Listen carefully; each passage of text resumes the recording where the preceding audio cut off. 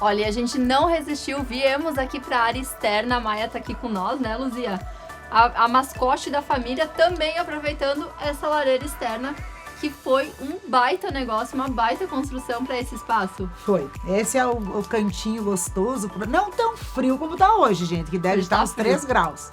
Mas é essa ideia de ficar à noite, tomar um vinho, vir para fora, quentinho. Então a gente fez essa lareira dupla, ela também fica visível para a piscina.